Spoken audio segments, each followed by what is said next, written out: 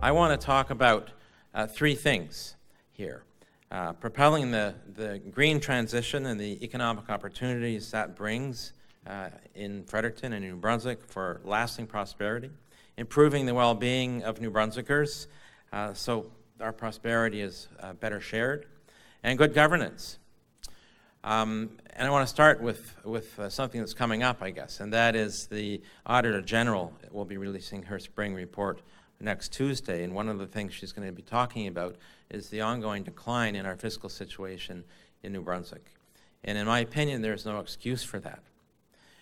We should be able to balance our books. We should not be in a deficit situation in New Brunswick outside of the context of a recession. PEI has balanced their books. Nova Scotia has balanced their books. New Brunswick is not any different, particularly from our other maritime provinces. We should also be operating with balanced books now. And certainly that's something that Greens would ensure happen. When we think about economic development, certainly as Greens, we think often about sort of two scales, local and provincial. So at the local level, we think about, people are very strongly supportive of the buy local movement, and we think of the grow local movement. There needs to be a grow local movement as well, because the more we grow our local economies, and when you think about it, really much of our provincial economy is made up of a lot of local economies, that it's important to use that kind of frame to ensure that we've got an economy that's, or economies that are delivering for families and for communities, so that we have economies and communities where families can flourish and our communities can thrive. We need to do that, of course, within the carbon budget. Climate change is here. It's having serious consequences now, right here in New Brunswick.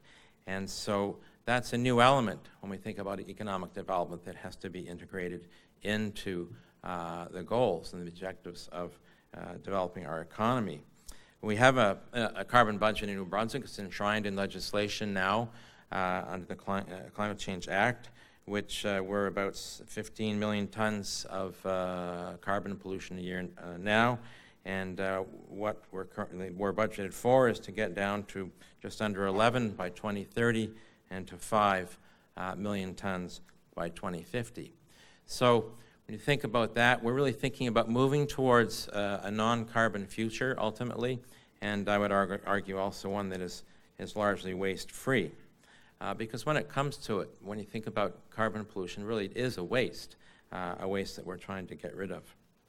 So when we think about living within our financial means, living within our ecological means, we've got to create, of course, the conditions for development that reduces our fossil fuel-based resources.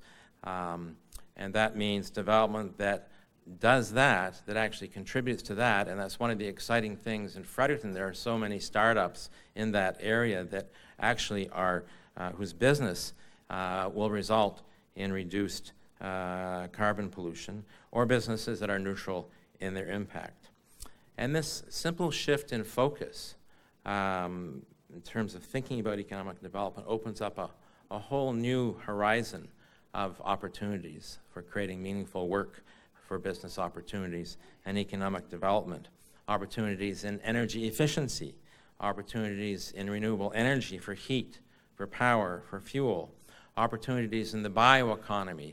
That's how we use our plant and animal-based materials from our forests, our farms, fishing and aquaculture in ways that add value, that help propel the green transition. And I was particularly inspired by the presentations that BioNB had sponsored in their conference on the bioeconomy recently in Fredericton, where the Nordic countries were well represented, and some very interesting presentations there on how they have so effectively moved economic development forward in those countries with a strong component of growth in the area of the bioeconomy in a way that is providing a lot of economic development, business opportunities, job creation, and at the same time pursuing sustainability in their economies of reducing carbon and reducing waste.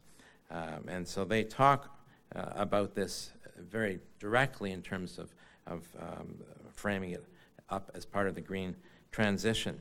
There are also opportunities, of course, in the local food sector, in waste management, in the knowledge sector, on top of what is already occurring, the clean tech sector and the service sector.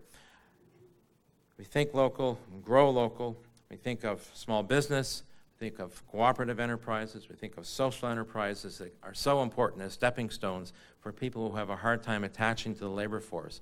And we've had such great success, particularly in St. John, with seeing the effectiveness of social enterprises to provide that stepping stone to re-entering the workforce, or for the first time entering the workforce for those who've been living in poverty.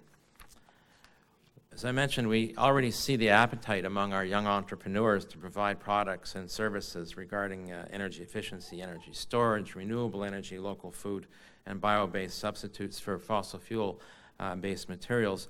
Right here in Fredericton, you can think of companies like Rise, like Stash Energy, like Smart Energy, like Navico Power. The list goes on and on of new companies with exciting visions in terms of the products and services that they are providing or intend to provide. Growth in these sectors, of course, would help replace imports. And import substitution is one area of economic development that we haven't focused much on in New Brunswick. We've been focused pretty singularly on the export side of the economy, which brings new money into the province. But with import replacement, essentially we're also bringing new money into the system by retaining it here instead of sending it away to purchase products and services from outside the province that could be produced or delivered from inside New Brunswick. So import replacement is something that will make a significant contribution, and something that we would put in place in terms of a strategy to look at what have we got here that we can build on, that we can grow, that would replace imports, therefore keeping that money circulating in our own economy, creating job opportunities here, business opportunities here, and creating wealth here. So in creating the conditions, one of the things that we would focus on is establishing financing mechanisms to provide access to capital for both consumers and entrepreneurs to move forward in this area.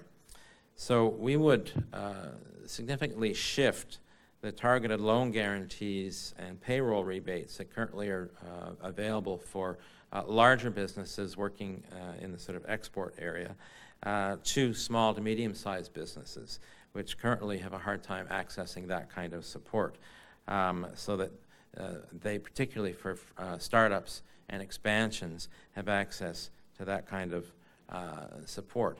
That if you've got a business that you want to expand, whether it's a local hardware store or whatever business you might think of, surely businesses in our local community should have access to the kinds of supports that traditionally have been available and made and provided to large business looking to locate in New Brunswick or expand in New Brunswick. And that's not been the case, and I think we need to change that arrangement so that there's more of an emphasis on supporting small and medium-sized enterprises, whether it's business, cooperative enterprise, or social enterprise. We need to fix, and we would fix, the community economic investment funds that exist in the province now. They've been very difficult for people to utilize. A number of businesses have tried to go in that direction, to take advantage of the community economic development investment funds that the province has kind of created the framework for, but they turn out to be far more difficult and restricted to utilize than is the case in Prince Edward Island and Nova Scotia, where they've played a significant role in the development of enterprises at the community level in those provinces by providing a mechanism for attracting investment locally that otherwise might leave the province and certainly leave the community. We need to fix that problem here. Right now, it's impossible to even utilize our RSP money or money from interest-free savings accounts as part of the investment that might flow into those funds. So we need to fix that so that we increase the availability of capital locally. We would consolidate existing economic development agencies. We've got too many, in a sense, going on in New Brunswick right now. And so between Opportunities New Brunswick and the Regional Development Corporation, particularly, we need to bring those together in a way so that they're most effective, most focused, and most efficient. We would set targets for refurbishing our housing stock and stock of commercial buildings to become more energy efficient, which would drive a lot of work and business opportunities in that sector. It would be tremendous for trades. About 85% of our building stock is in need of retrofitting. So that's years of work for contractors and tradespeoples, tremendous new demand for products and technologies as our building stock and housing stock would be retrofitted. So set clear targets. It's sort of a win-win-win situation where you're creating economic opportunities, meaningful work, cutting the costs for homeowners and businesses through reduced energy bills, and of course, reducing the carbon footprint of operating those buildings and homes. And those savings then go back into the local economies, because if people aren't spending or businesses aren't spending on the energy they were wasting essentially in their buildings, then they'll have that money to spend elsewhere in the economy. We would set ambitious targets under the Electricity Act for the production of locally produced renewable energy and energy storage systems to help drive development in that area. We've had targets. We've just about met them. They're old. They need to be ratcheted up and refocused in some ways to move us forward. And we would create rules that work for regular New Brunswick enterprises that are looking to work in that space of providing renewable power, particularly in New Brunswick. Right now, the way the rules are set up, really are set up in a way that are designed for larger enterprises to utilize.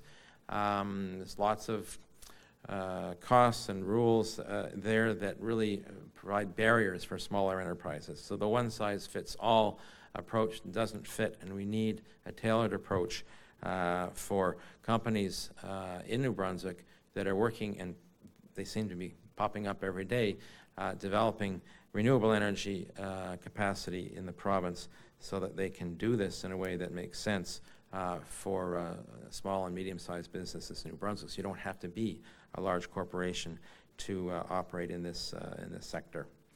The bioeconomy is one thing that fascinates me because it enables us to replace fossil-based material relying on the tremendous resources we have in New Brunswick, in our forests, on our farms, in our fish processing and food processing sectors.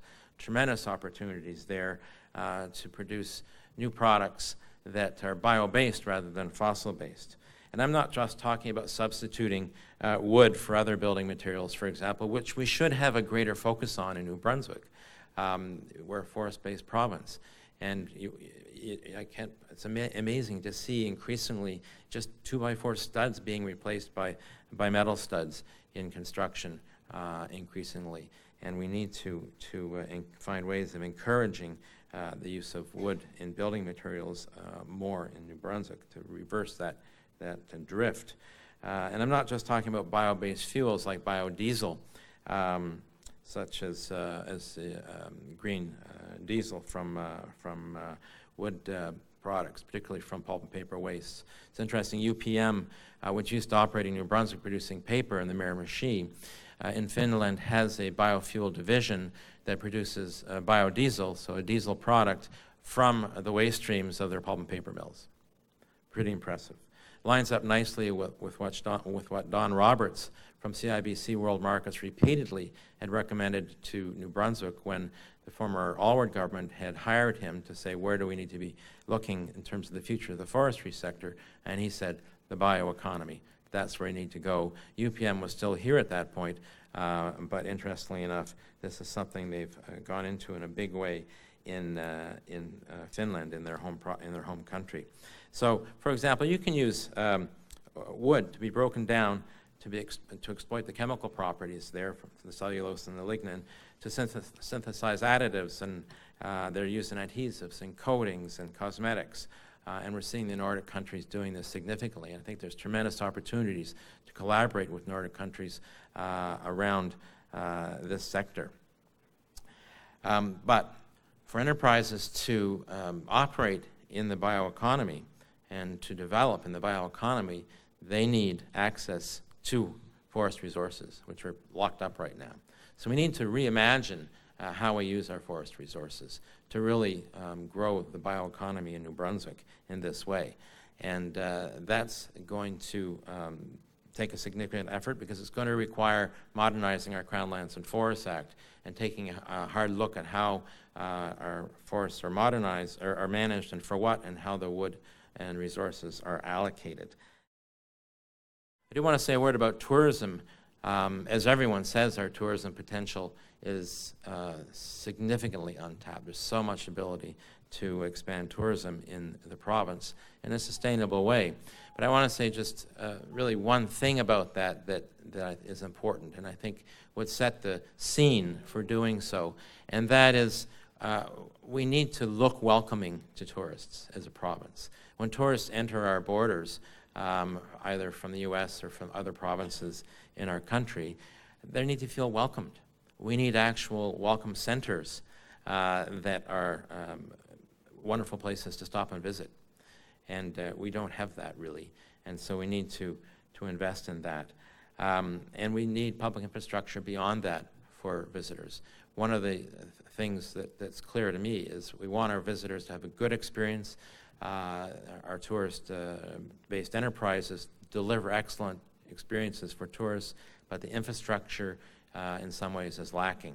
So the welcome centers, and then the other thing I would add is rest stops along our 4-lane highways so that people can get out, can spend a little bit of time there, can get their bearings, see where they are, learn a little bit about the area they're in, do their texting safely, and perhaps buy some local products, some local food, and maybe that will help them plan their next visit back to New Brunswick, or to New Brunswick if they're traveling through.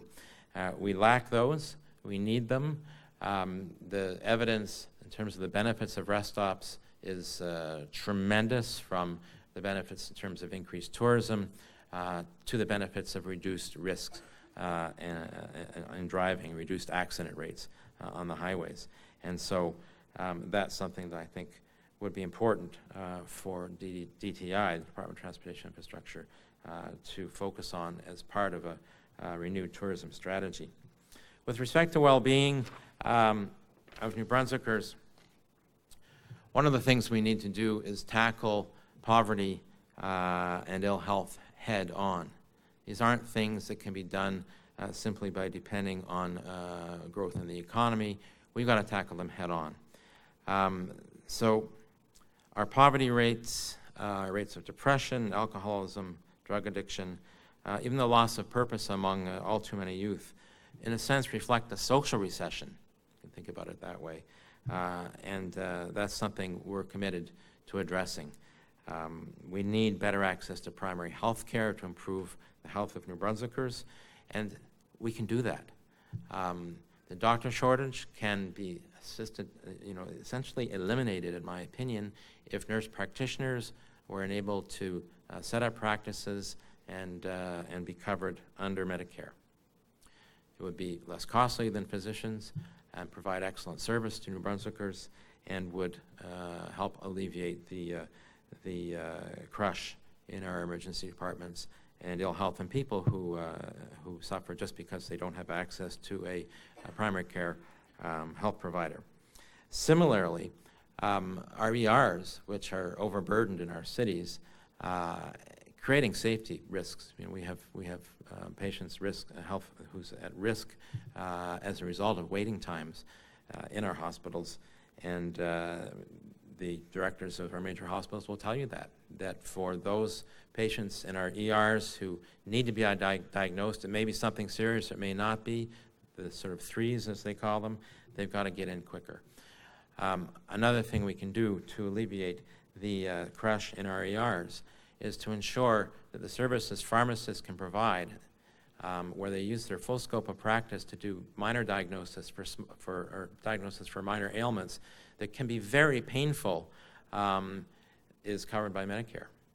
And this will be far cheaper and far less stressful for patients and far better for patients than tying up the ER wards and using the entire machinery of our hospitals to deal with minor infections, for example. So our pharmacists, we need to use our pharmacists to their full scope of practice, and need to ensure that minor diagnosis can be covered under Medicare instead of using the full machinery of our hospitals. So you see, we're using the most expensive way of treating people when we have more cost-effective options. Access to mental health care is abysmal in New Brunswick, and we need to fix that. We have a tremendous shortage of psychiatrists, particularly in Fredericton, because there are insufficient billing numbers in Fredericton for the number of psychiatrists we require. And we would eliminate the cap on billing numbers. It doesn't make any sense in 2018 to have a cap on billing numbers. The folks at Horizon tell me that there are psychiatrists, for example, who are prepared to move to Fredericton now and set up practice to work in our community here, and they can't do that because they can't get a billing number.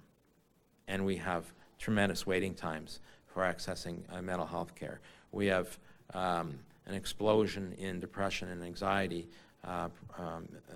syndromes among our youth, and the waiting time can be 6 months, 8 months outside of the university system to see a psychiatrist. That's just unsafe, and it's not right, and we've got to fix it. On the poverty side of things, that's something in my office as an MLA. We're dealing with folks living in poverty day in and day out and helping them navigate the system. One thing that's become clear to me is we need to change the rules that are keeping people in poverty. We need to change the rules so that people can actually get ahead, have the opportunity to get ahead. And the rules as they exist now around income assistance do not permit that. They act against it. There are barriers. So we need to change those. One simple example, just to give you a flavor of it, is for many people on income assistance, you cannot share accommodations to make what you receive under income assistance go a little further. And if you do, you're cut off. So we need to change that. We do need to pilot a basic income guarantee in this province because I'm convinced that a basic income guarantee will help raise more people out of poverty and it's certainly not happening now with our current social welfare system. So we need to take advantage of essentially the offer of the federal government to partner with provinces to pilot basic income guarantees. We need to see that happen in New Brunswick. And we need to see the province get involved specifically in helping our cities and our regions to put in place public transportation that works, that's effective, that's convenient.